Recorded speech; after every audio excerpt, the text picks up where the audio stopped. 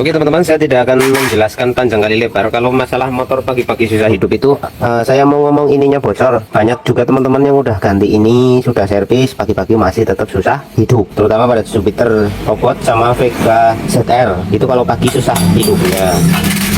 Tapi kok nggak semua motor kayak gitu ya gitu. Ada Vega lain, Vega ZR yang normal-normal aja kalau dingin atau kalau pagi itu enak tokser. Kalau saya jelasin tentang itunya diafragmanya bocor, itu nggak usah diajari lah. Kalau ini bocor yuk ganti. Tapi sudah ganti ini kok masih. Nah kan gitu toh. Lubang-lubang yang di sini pada mampet. Nah itu ya sudah diservis, sudah dibersihkan, sudah dicuci, di cleaner, diopo. Pokoknya sak bersih-bersihnya masih susah hidup juga. Ya toh. Jadi saya nggak akan jelasin kayak pada umumnya, karena konten tentang Jupiter Robot susah hidup jelasin masalah diafragma, karbu, masalah lubang-lubang yang mumpet.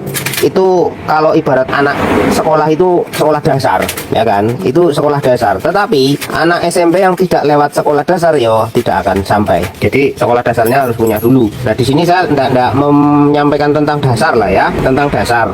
Saya udah seling motor Vega ZR sama Jupiter Robot itu sudah diganti diafragmanya, ininya baru, lubangnya sudah bolong semua oke. Tapi kalau kaki masih susah hidup juga ya toh. Nah ini yang banyak yang nyari referensi di YouTube carane piye tetap nggak ketemu, karena di YouTube kebanyakan diafragmanya bocor ganti, lubangnya resi. Kalau lubangnya resi diafragmanya baru pasti pagi-pagi tokcer. Belum tentu. Aku ngalami bulan balen ya, berkali-kali saya mengalami kayak gitu, diresi kabeh, dibolongi kabeh, tetep besok-besok iku angel ya ora. Nah cek dan recheck. Ternyata teman-teman, motor pagi hari susah hidup itu kompleks. Masalahnya di sini. Kalau semua sudah ditangani lo ya, syukur motor kalian itu cuma dibersihin tok, diganti yang bocor terus sembuh, alhamdulillah. Iku wis rezekimu kan, ya kan? Wis rezekimu. Tapi ada juga yang sudah dibersih karbu, bola balik filternya ini itu, tapi nggak pernah bongkar ini, ya nggak akan ketemu bos. Kalau ini sudah diotak-atik. Nah di sini masalahnya. Soal karbu nggak tak bahasi, sudah basi. Nanti saya jelaskan lagi ya soal kenapa Vega ZR sama Jupiter Robot itu kok sensitif banget gitu. Kenapa, why, dan kenapa? Nanti saya jelasin setelah saya bongkar ini. Karisma sama dengan Kirana, sama dengan Supra 125. Tak jawab deh. Takonannya sih gampang-gampang ya, yang jawabnya cepet. Wih, resik cuk mesinnya. Ngelokotnya copot mas gesit. Belajar mesin, main iso bengkel. Iso recing-recing ah.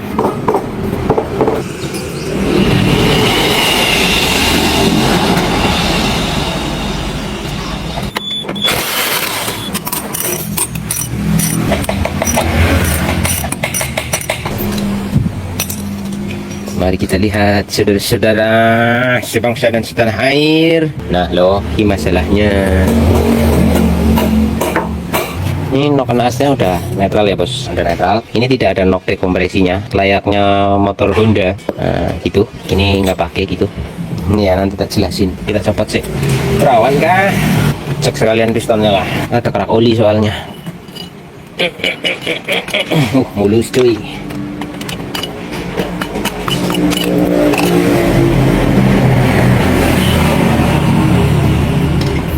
Oke, nanti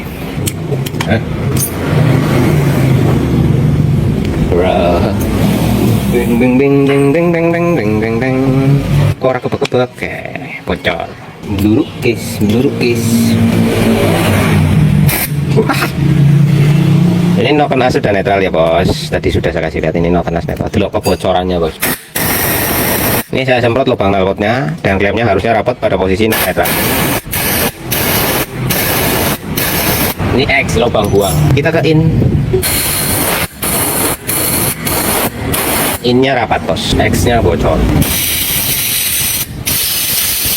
Sekarang waktunya kita ngejelasin. Pada tipe motor Jupiter Z Robot dan juga Vega ZR adalah satu jenis mesin yang sama, dari karakter, jenis, dan seriesnya juga sama mesinnya. Tidak ada yang membedakan.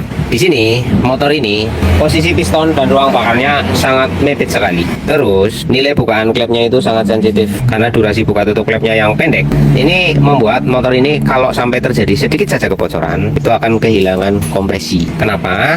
Karena motor ini itu kompresinya nggak padat loh. Padahal piston sama sama ininya mepet banget, kok nggak padat ya. Jadi padat atau tidaknya kompresi itu tidak hanya dari ruangan yang menyempit, tetapi berapa banyak jumlah bahan bakar yang masuk ke dalam ruang bakar yang bakal dikompresi. Disitulah nilai kepadatan kompresi. Jika teman-teman menggunakan alat ukur atau menggunakan pressure gauge yang dipasang di busi kemudian diengkol, terdapatlah nilai tekanan. Itu ada yang dikompresi. Apakah itu angin? Ya, angin. Jadi walau nggak ada karbunya, nggak ada apa, bisa diukur nilai kepadatan kompresinya. Namun perlu diketahui teman-teman, ketika kita mengukur kepadatan sebuah kompresi tanpa ada bahan bakar dan pada saat ada bahan bakar, nilai kepadatannya kan berbeda. Sederhananya, ruangan yang kosong itu hanya berisi oksigen. Pada waktu dicopot, karbunya dites, habis dibersih, dites menggunakan alat mengukur tekanan. Maka yang ditekan adalah udara saja. Maka terdapatlah nilai ukur, estimasi, kira-kira akan berbeda sekali nilai kepadatan itu pada waktu satu suhu mesin panas, kedua ada cairan masuk yaitu gas bakar ya, atau ada zat lain selain oksigen yang masuk yaitu bahan bakar. Maka nilai kepadatannya akan meningkat lebih banyak dibanding dengan nilai ukur yang didapat pada waktu kita kompresi anginnya doang, yaitu menggunakan alat ukur tadi. Nah, di sini ketika piston mundur menghisap bahan bakar dari karburator pada kondisi dingin, itu jumlah bahan bakar yang terhisap tidaklah banyak. Karena apa? Nilai hisapnya motor ini masuk kategori rendah. Begitu. Kenapa bisa rendah? Karena apa? Bukaan klepnya itu sedikit, atau durasi bukaan klepnya itu tidaklah lebih lama dibanding dengan generasi sebelumnya. Mau disedot sampai menteng, kalau ini nyambukanya sidik ya keluarnya nggak banyak bos. Beda sama anunya kalian, walau bolongannya cilik bisa keluar banyak karena satu lubang dua fungsi itu ya kan gitu tuh. Lah makanya ada istilah klepnya digedekan dan lain sebagainya pada dunia kecepatan ya. Di perbengkelan yang menangani masalah motor itu ngebut, ketika mundur klep buka, bahan bakar harusnya kesedot dari karburator, tapi karena bukaannya sedikit maka durasi transfer bahan bakar ke ruang bakar itu terjadi sangat singkat. Kemudian berikutnya, jarak karburator dengan headnya aja ini sudah sejauh ini, maka bisa dihitung klep buka, angin yang ada di sini, bahan bakar itu sampai ke sini berapa pada waktu pertama kali? Nggak banyak ya, kan gini. Ini piston nyedot, mundur, dia menghisap, set, ini buka, ya ini membuka, plong. Nah, bahan bakar dari karburator berapa jauh itu? Dari sini, ini harus penuh dengan udara ini, teman-teman. Di sini penuh dengan udara. Di sini penuh dengan udara.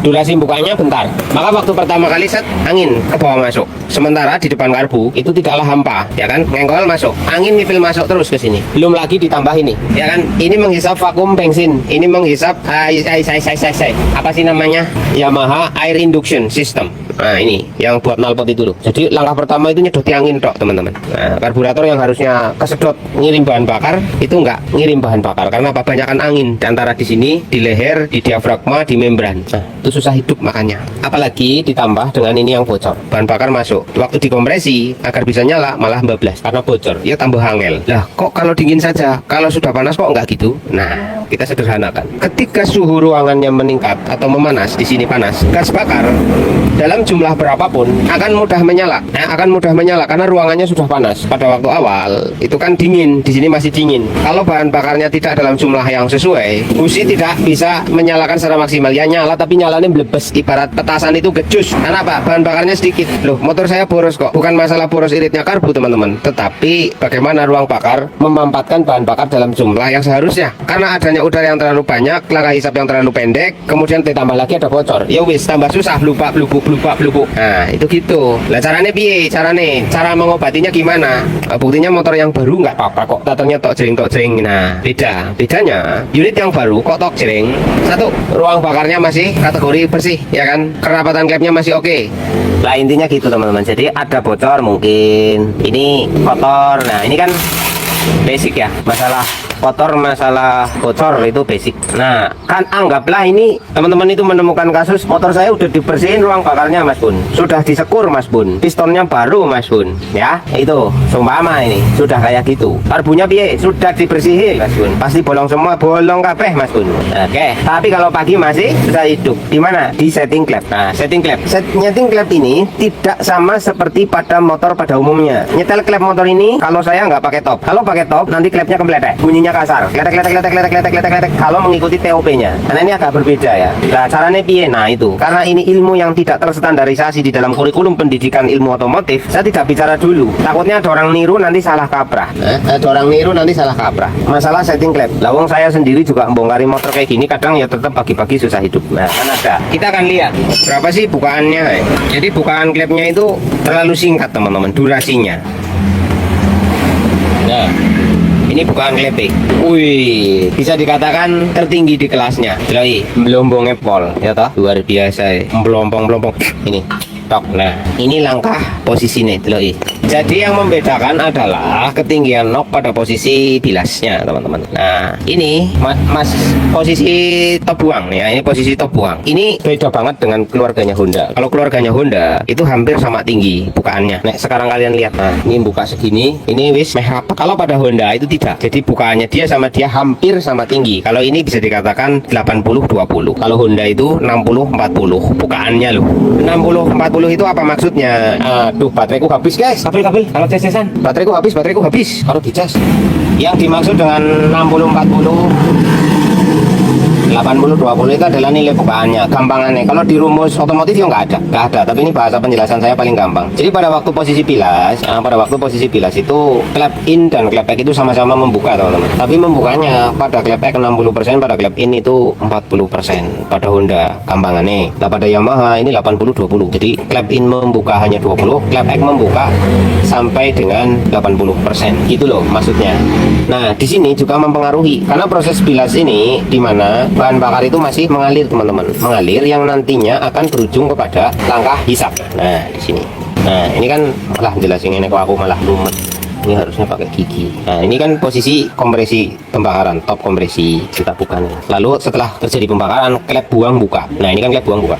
Nah, di sini terjadi proses bilas. Nah, yang sudah saya jelaskan tadi, di mana posisi itu posisi ek lebih banyak membuka. Jadi bisa dikatakan pada waktu kondisi masih dingin, tanda waktu masih dingin, proses pemampatan bahan bakarnya minim. Sebab banyak yang terbuang ke knalpot, efek dari bukaan yang tidak berimbang. Makanya pada motor Yamaha itu rata-rata jenis Jupiter, Vega atau apapun itu pagi-pagi mengalami susah hidup, itu sering terjadi pada Yamaha. Kalau pada Honda, ya Honda juga iya, tapi pada jenis Supra 125. Alasannya kenapa? Kita lihat bareng-bareng di nilai noken asnya. Lah solusinya pasti yang ditanya caranya kepriye carane. Lah itu setting klepnya. Setting klepnya diatur sedemikian rupa agar posisi ini terminimalisir. Maka motor akan top drain. Motor akan terjadi top drain. Gitu, teman-teman. Cuman ada kelemahannya. Kalau motornya dibikin top drain, itu biasanya top speednya agak kurang. Kalau kita setel klepnya itu pagi-pagi top gear gitu, itu top speednya akan kayak beda lah, nggak seperti motor yang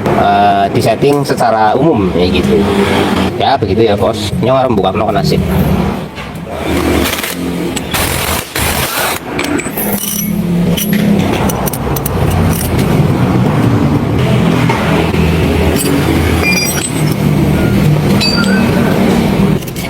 Nah, di sini teman-teman bisa lihat. Ini posisi top kompresi, pelatuk ada di sini, bantal pelatuk di sini. Nah, ini top buang. Nah, ya kan? Kalau punya nih Honda itu agak lebih ke sini. Puncaknya di sini, puncaknya di sini. Kalau ini puncaknya kan gini. Hampir berlawanan tuh. Ini puncaknya. Nah, bisa dikatakan di sini kayak hampir sama, tapi nilai bukaannya beda. Oh, alah ilmu no kenas gini dijelaskan yo angel. Pada intinya nyetel klepnya itu harus benar-benar pas dalam arti rumus. Kalau saya rumusnya itu nggak diposisikan di top. Kalau diposisikan di top itu nanti ngeletek. Gitu. Dicari posisi paling pasnya. Dimana klep in sedang masuk, maka ketinggian klep buangnya disitulah saya nyetel. Begitu juga sebaliknya.